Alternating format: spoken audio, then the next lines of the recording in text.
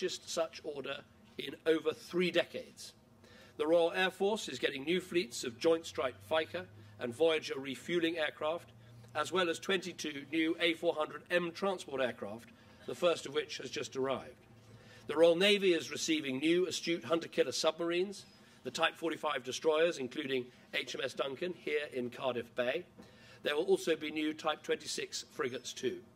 All of these decisions have been made possible by taking the difficult long-term approach that I've spoken about. And of course we have our brand new aircraft carrier, HMS Queen Elizabeth, which was named by Her Majesty in July and has now left her dry dock and is being fitted with her combat systems. She will be the mightiest ship that the Royal Navy has ever put to sea, able to protect and project our interests across the globe for decades to come. And today I can announce that the second carrier, HMS Prince of Wales, will also be brought into service. This will ensure that we always have one carrier available 100% of the time. They are an investment in British security, in British prosperity and our place in the world, transforming our ability to project power globally, whether independently or with our allies. Now, third, we were clear at this NATO conference about the new threats that we face, principally Islamist extremism. Everyone remembers the divisions around the world over the Iraq War 10 years ago. There were no real divisions here. The NATO alliance is clear about the threat that we face, the scale of that threat, and the fact that we must use all the instruments at our disposal, humanitarian, diplomatic, and military. We've agreed to offer a NATO training mission for Iraq as soon as the new Iraqi government is in place.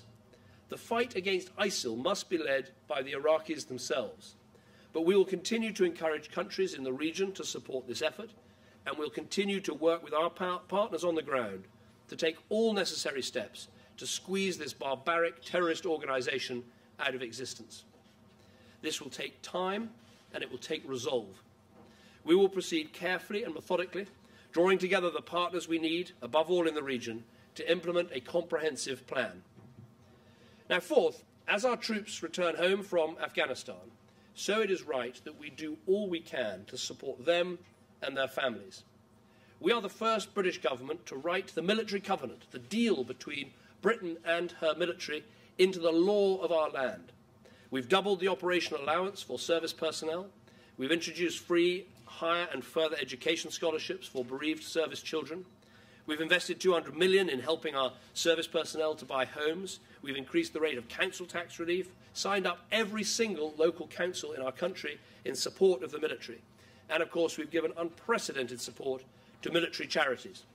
Today, we've taken this military covenant internationally, with every NATO member signing up to a new Armed Forces Declaration to honour and look after those whose work and sacrifices have delivered our peace and security over the last 65 years. And there's a commitment there for all of us to work together to ask what more we can do in future years to honour, revere and look after those who serve us and their families. So we leave Celtic Manor today, united in purpose and with a stronger NATO, better able to keep our people safe. I would like to thank everyone who's helped to make this summit possible, but most of all, I'd like to thank the people of Wales who have welcomed the world and, I believe, done our United Kingdom and NATO proud. Thank you. Very happy to take some questions. Let's start with Faisal. Faisal Islam, Sky News. Prime Minister, do you take the ceasefire in Ukraine seriously, the offer from Putin and the reaction to it? And are you, in essence, accepting the de facto partition of that country? Well, first of all, let me answer the second bit of your question. We're not accepting a partition of the Ukraine. We should respect Ukraine's territorial integrity. That is why we've taken the sanctions, that is why we've piled on the pressure, and that is why you've seen such unity here in NATO today. The announcement about the ceasefire is good news. I think we need to look carefully about whether it is a ceasefire or whether it also includes a commitment, as I understand it might, to make real progress on a proper peace plan. And we need to look at the detail of that to make sure that happens. We should be clear that the sanctions that we agreed last Saturday in Brussels that would go ahead, they will go ahead, they will be put in place. But of course, if a ceasefire and a proper peace plan is put in place, then, of course, it'll be right to look and see how those sanctions could potentially be removed if proper milestones are reached. But be in no doubt, the ceasefire, yes, good news. A peace plan would be better news, but the sanctions go ahead as announced. Nick Robinson. Thank you, Prime Minister. Nick Robinson, BBC. You said that Ukraine should not be dictated to by Russian tanks. Isn't that precisely what's happened? Ukraine has signed a ceasefire. Putin has won because the Ukrainians realise that the West have done too little too late, and Putin will get away with his aggression. I don't accept that. I mean, you have to remember how all this came about. The people of Ukraine have made a democratic choice to elect a new president. They made a democratic choice to have an association agreement with the European Union, and they want that choice to be respected. Putin's actions have been totally unjustified, and what we have now is, hopefully, a ceasefire, and then, obviously, some form of peace process. But in that peace process, we should be absolutely clear that we shouldn't accept the partition of Ukraine. It is one country. It is one country whose borders should be respected. And that is, I believe, what needs to happen now. And I'm confident that that is what President Poroshenko will seek to achieve. I would challenge the view that the EU, the West, America have somehow been weak in response to what has happened. I think it's very important to focus on the pressure that we can realistically and effectively bring to bear, and that is economic sanctions pressure. At the end of the day, Russia needs Europe and America more than America and Europe need Russia. We need to make that relationship pay, and we have done. That's why the sanctions that we've introduced, the Russian economy was growing, it's now shrinking, the ruble has fallen, the stock market has fallen, banks have problems raising money, and I believe that Russia can see that the EU and the US have moved together in these things, most recently with this latest round of sanctions. And if they go on destabilising this country, partitioning this country, they know they will face more pressure. So I'm confident that we're taking the right approach. These things are never solved easily or quickly, but there is genuine resolve between America and the countries of the European Union to keep up the pressure if there isn't a fair outcome. Tom Bradbury. Prime Minister, isn't part of dealing with Islamic State, or isn't part of what you need to do, going to have to involve dealing with the situation on the ground in Syria? Can you just tell me what your thinking is on that? Are you tempted to come to some kind of new deal with President Assad, or is that permanently off the table? Well, let's deal with the Assad issue first, and then maybe the more general question about how to deal with so-called Islamic State. My view is that President Assad is part of the cause of the problem, because it has been the brutality with which he's attacked his own people that has led some of the Sunni population, to seek solace in an extremist movement because they have been so brutalized by Assad. So being part of the problem, I find it hard to see him being part of the solution. I also think that it's very important that we act in a way that preserves our moral authority, and that we don't start doing deals on the basis that my enemy is my friend and all the rest of it. I don't think that would be the right approach. Where I think your question is absolutely right is clearly if we're going to deal with the problem of ISIL, ISIS, so-called Islamic State, we have to deal with it right across the board. As I've argued, that starts at home with stopping fighters going to fight, making sure we're secure. It involves a new Iraqi government. It also involves, I would argue, the same thing in Syria that we need in Iraq. Just as we need in Iraq a democratic, pluralistic government that can represent all of the people of that country, Sunni, Shia and Kurd, so in Syria we need a transition to a government that can represent all of the people in that country and stop brutalizing them. So part of my argument is that you need that mixture of intelligent politics, diplomatic pressure, long-term engagement and a comprehensive plan, as well as the potential for military or other more aggressive action. You need all of those things in order to solve this problem, and that's going to be the case with Syria as with Iraq. Let's have gentleman here. James Hurst from BFBS. You've been asking other countries to pledge to go back to 2% of GDP defence spending. Yet the RUSI think tank says today Britain's defence spending is on course to dip to something like 1.8% of GDP next year. Did you make any commitments to increase Britain's defence spending? Well, we are above 2%, and we are one of only, I think I said, 4 countries. I think Estonia, Greece and Britain in the European Union, and then, of course, America. So 4 out of 28. And we have stayed above 2%, even at a time where, as Prime Minister, I inherited one of the biggest budget deficits anywhere in the world. And so I think that's important. And I think it is actually worth really looking at what the declaration says, because what's remarkable about this, there's always been the 2% pledge in NATO, but it's never been set out as clearly as this. It's never been, in my understanding, in a sort of leader's declaration. And it is very clear what's been signed up to, and it makes a differentiation. It says those who are meeting 2% should aim to continue to do so. But then it's very specific about those people who, for year after year in some cases, have not been spending at 2%. And it says allies whose current proportion of GDP spent on defence is below this level will halt any decline in defence expenditure, aim to increase defence expenditure in real terms as GDP grows, and aim to move towards the 2% guideline within a decade. That was hard fought. And when people ask, do these conferences ever actually achieve anything specific, I would argue there's a lot that's been achieved specific here. A genuine rapid reaction force, proper capability and training missions that are going to go into countries like Jordan, like Georgia, and in time Iraq. And here, a really important breakthrough in terms of getting other countries to bear the sort of burden that Britain and others have been bearing. So we will set our budgets at the time of the next election. We'll have to set out our plans. But I'm proud of the fact that even in a very difficult fiscal environment, we have effectively frozen the defence budget in cash terms, £35 billion, probably a top 5 defence budget anywhere in the world. And because we've made difficult choices, we've got the aircraft carrier, the destroyers, the frigates, the A400Ms, and all the other hardware that I mentioned. And we talked about that quite a lot today. Tom Newton-Dunn. Tom Newton-Dunn from The Sun. Prime Minister, John Kerry was very forthright in some of his views on how to tackle ISIL and what was needed this morning. I just wondered if you agree with him on 3 specific areas.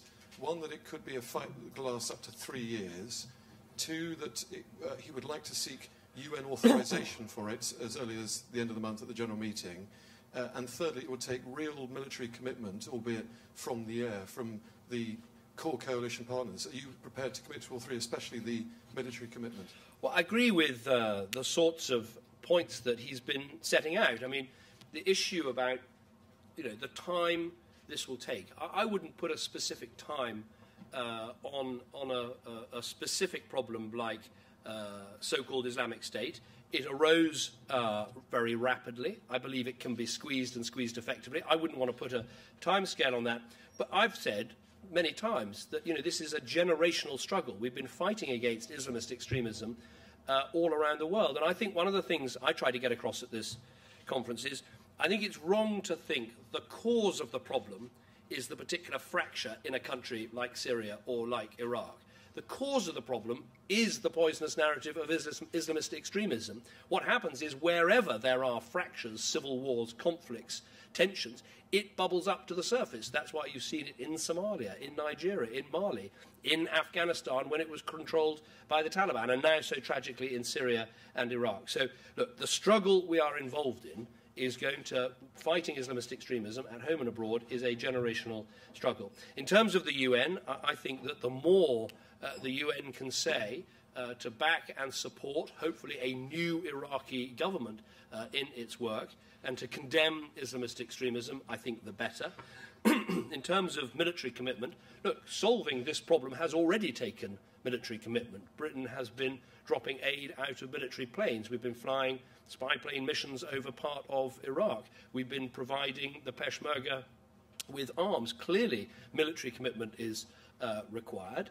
And what I've said is that nothing is ruled out. We'll act in our national interest.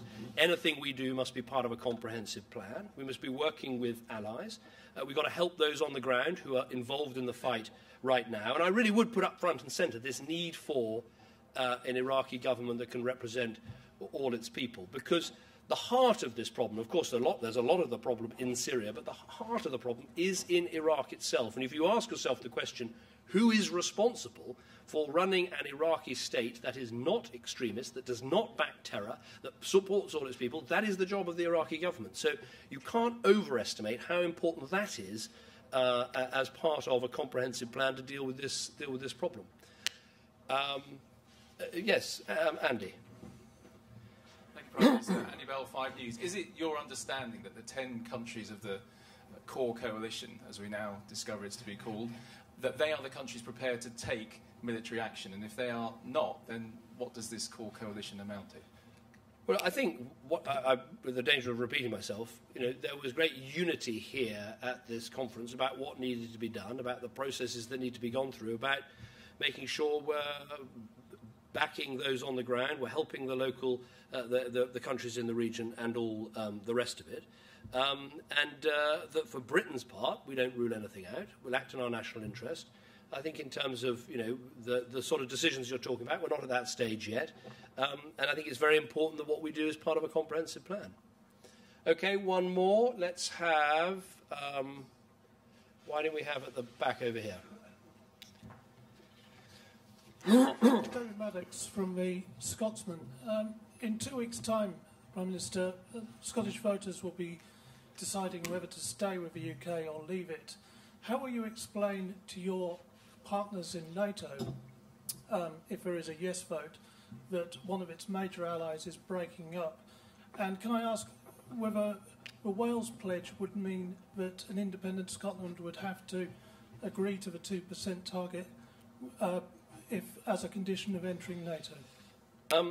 Well, I'll be consistent, as I've been throughout this campaign, that all questions for what a separated Scotland would have to do are effectively questions for Alex Salmond to answer. I don't think he's answered them effectively at all. Questions for what the United Kingdom will do, what the United Kingdom will look like, are questions for me, and I can answer all of them about how Scotland would fare inside our family of nations. So I think, on NATO questions and all the rest of it, you've got to ask him, but I don't think it's total confusion about whether a separated Scotland would have a place in the European Union or in NATO, or what currency it would use, or all the rest of it. In terms of the last 2 weeks of this campaign, what I will be wanting to stress is just what a vital and important question this is. That, of course, it's a question for voters in Scotland to consider for their future. But I take a very clear, loud message from the rest of the United Kingdom, which is that we want you to stay. We care passionately about our family of nations. Of course, Scotland can make a different choice. The Scottish people are sovereign in this matter.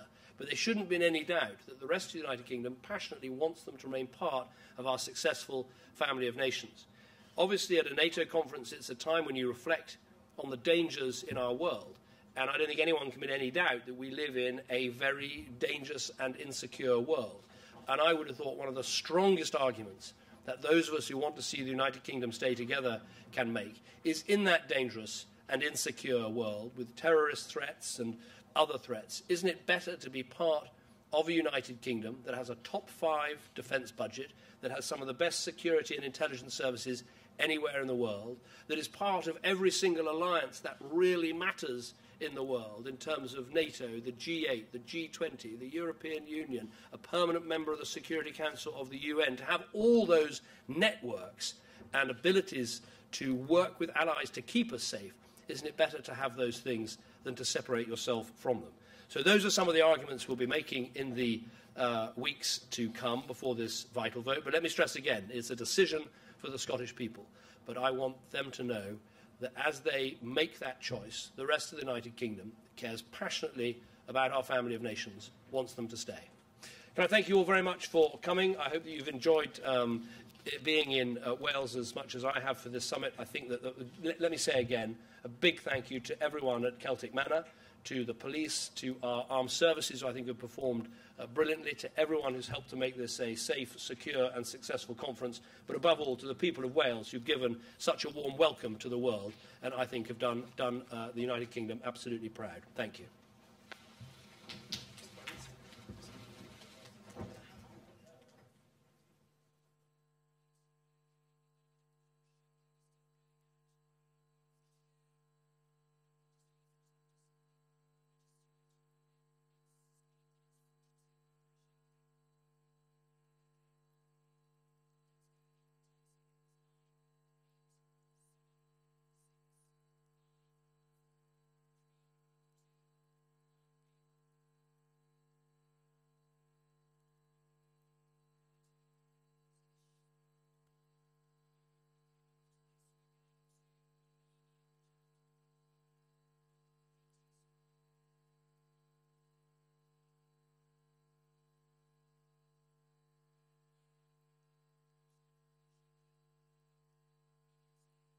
roadmap with a practical date when every single point from the 12 mentioned in the protocol should be undertaken. We're expecting in the very nearest future release the hostages. Most probably it should happen tomorrow. And we are ready to provide the significant steps, including the decentralization of power, including the speciality and the certain districts of the Donetsk and Lugansk region for the economic freedom, guaranteed the rights for use any languages on this territory, and defend the cultural tradition, including the amnesty, so everything which is mentioned in my peace plan. I can mention that today I'm very satisfied with the results of the summit, and I think this is a very symbolic that this ceasefire happened during the summit here in Wales. I can also confirm that this ceasefire is based on the agreement which were reached during my phone conversation with the Russian President Putin, and that's why I think that this is very important, that the stability, the fact that this ceasefire should lasting long is now our common responsibility. I can assure you that from Ukrainian side we really do our best to keep peace and stability in eastern part of Ukraine, because this is the very important challenge, not only for Ukraine, not only for the region, for the whole world, about the security. I think this is absolutely unacceptable, what happening before in the 21st century. And I really hope that now peace process would be launched.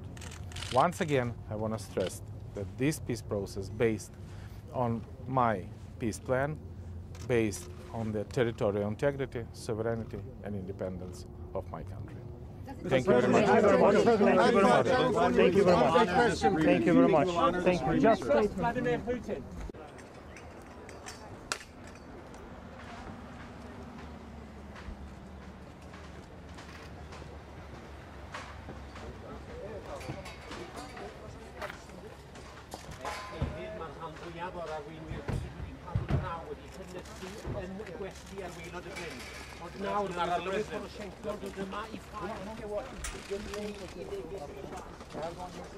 There is a war over. We'll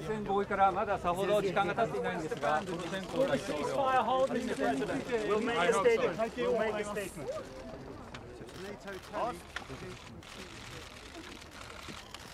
Is everybody ready? Yes.